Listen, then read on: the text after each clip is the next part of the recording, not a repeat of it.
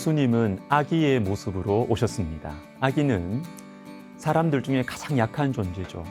그리고 예수님께서 누우셨던 구유는 소나 말이나 나귀가 먹이를 먹는 여물통입니다.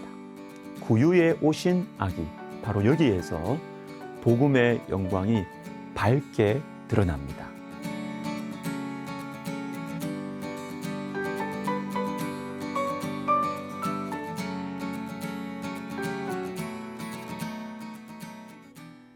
누가복음 2장 1절부터 14절을 통해서 왕이신 예수님께서 구유에 누인 아기로 오신 이 예수님께서 전해주시는 메시지를 우리 한번 생각해 보겠습니다. 첫 번째는 누구나 예수님께 올 수 있다는 것입니다.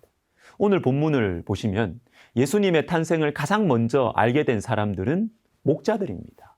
목자들이라고 하면 우리는 호주나 뉴질랜드의 광활한 풀밭에서 유유히 양떼들을 이렇게 거느리는 낭만적인 그림을 상상합니다. 그러나 8절을 제가 읽어드릴게요. 그 지역의 목자들이 밤에 밖에서 자기 양떼를 지키더니 이렇게 되어 있습니다. 목자들이 일하는데 언제 일합니까? 밤에. 그리고 어디에서? 밖에서. 대부분의 사람들이 가족들과 함께 오붓한 시간을 보내고 있을 밤 시간에 밖에서 일하고 있습니다. 실제로 예수님 당시의 목자들은 매우 비천한 사람들로 여겨졌다고 합니다. 그런데 우리 하나님께서는 이 비천한 사람들에게 예수님의 탄생, 온 백성에게 미칠 큰 기쁨의 소식을 가장 먼저 알려주십니다. 그리고 목자들이 조금도 불편함 없이 제재를 받지 않고 예수님께로 가는 거예요. 여러분, 만약에 예수님께서 가이사의 왕자로 오셨다면, 그래서 로마의 궁전에서 태어나셨다면 우리는 예수님을 볼 수 없습니다. 저와 여러분은 예수님께 갈 수가 없어요. 목자들도 근처에 갈 수 없었을 것입니다. 그러나 우리 예수님께서는 구유에 누인 아기로 오셨습니다. 그래서 비천한 목자들까지도 저와 여러분도 얼마든지 가서 볼 수 있습니다.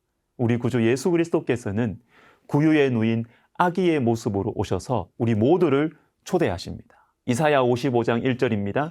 오호라 너희 모든 목마른 자들아 물로 나아오라. 돈 없는 자도 오라. 너희는 와서 사 먹되 돈 없이 값없이 와서 포도주와 젖을 사라. 목마른 자들은 누구든지 오라. 여러분, 목이 마르지 않는 사람이 어디에 있습니까? 인생의 모든 희노애락이 잠깐뿐이라는 진실을 우리가 알아가면서 우리 모두는 채울 수 없는 목마름을 가지고 살아갑니다. 다 오라는 것입니다. 예수님께로 다 오라는 것입니다. 그리고 돈 없는 자도 오라고 하십니다. 하나님 앞에서 모든 인생은 다 돈 없는 자들이에요. 왜냐하면 하나님께서는 우리에게 가장 좋은 것, 영원한 생명을 주셨는데 이것은 너무 비싸요. 예수님의 보혈이 아니면 영원한 생명을 살 수가 없습니다. 그래서 아무리 돈이 많은 사람도 이 영원한 생명을 살 수 없어요. 예수님의 보혈은 이 세상 모든 것을 다 모아도 살 수 없습니다. 그래서 모든 인생은 하나님 앞에서 다 가난합니다. 그러나 이 가난한 사람들, 돈 없는 우리들도 주님께서 오라고 하시는 것입니다. 참된 왕이신 예수 그리스도께서 구유에 누인 아기로 오신 첫 번째 이유는 누구나 예수님께로 오게 하기 위해서입니다. 자, 이제 두 번째. 예수님께서 구유에 누인 아기로 오신 두 번째 이유는 우리의 중심을 드러내시기 위해서입니다. 7절 말씀은 예수님을 강보로 싸서 구유에 뉘었다고 말씀하십니다. 왜냐하면 베들레헴의 여관에는 있을 곳이 없었기 때문입니다. 물론 호적하러 온 사람들이 너무 많아서 실제로 남는 방이 없었겠지요. 그런데 예수님께서 만약에 가이사 아구스도의 모습으로 이 땅에 오셨다면 여러분, 여관 주인들이요, 있던 손님들 쫓아내서라도 방을 마련했지 않겠어요? 그러나 예수님께서는 가장 연약한 아기로 오셨기 때문에 방이 없는 것이에요. 여러분, 연약한 존재 앞에서는 우리의 중심이 드러나게 돼 있습니다. 많이 가진 사람, 강한 사람 앞에서 우리는 긴장합니다. 절대로 우리의 중심을 드러내지 않아요. 실수할까 봐. 나에게 또 유익을 주는 사람이기 때문에 그렇습니다. 흠 잡힐 것은 감추어야 합니다. 내가 괜찮은 사람인 척, 착한 사람인 척 해야 되죠. 그러나 약한 사람 앞에서, 무능한 사람 앞에서, 내 인생에 별로 도움이 되지 않는 사람 앞에서는 우리의 중심이 드러나게 돼 있습니다. 이사야 53장 2절을 보시면 그는 주 앞에서 자라나기를 연한 순 같고 마른 땅에서 나온 뿌리 같아서 고운 모양도 없고 풍채도 없은즉 우리가 보기에 흠모할 만한 아름다운 것이 없도다. 예수님은 연한 순 같았습니다. 고운 모양도 없으셨습니다. 풍채도 없으셨습니다. 온 세상에 참된 왕이 우리가 보기에 흠모할 만한 아름다운 것이 하나도 없으신 모습으로 오셨습니다. 그래서 어떻게 되셨습니까? 이어지는 3절은 이렇게 말씀하시죠. 그는 멸시를 받아 사람들에게 버림받았으며 간고를 많이 겪었으며 질고를 아는 자라. 마치 사람들이 그에게서 얼굴을 가리는 것 같이 멸시를 당하였고 우리도 그를 귀히 여기지 아니하였도다.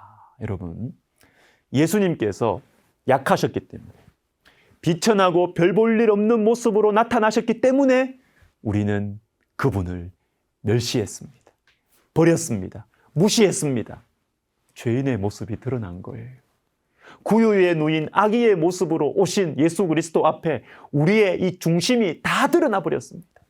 내세울 것이 없는 사람을 무시해버리는 우리의 모습, 멸시하는 우리의 본심이 구유에 누인 아기로 오신 예수님 앞에서 다 드러나게 되는 것입니다.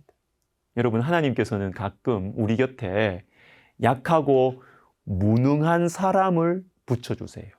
얼마든지 무시해도 될 것 같은 사람을 내 곁에 딱 두세요. 왜요? 내가 얼마나 교만한지를 알게 하시려. 내가 얼마나 무례한 사람인지를 알게 하시려.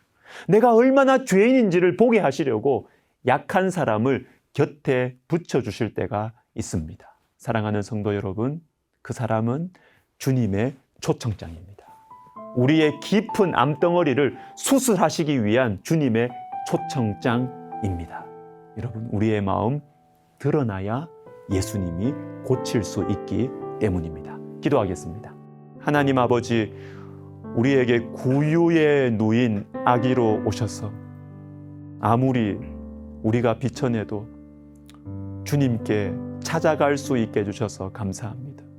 그리고 또한 예수님 앞에서 숨겨놓았던 우리의 죄성, 겉으로는 괜찮은 척했지만 실제로 마음이 너무나 교만한 우리의 문제를 드러나게 하시니 감사합니다.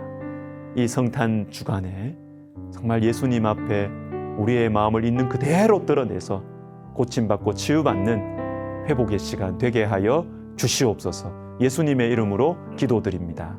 아멘.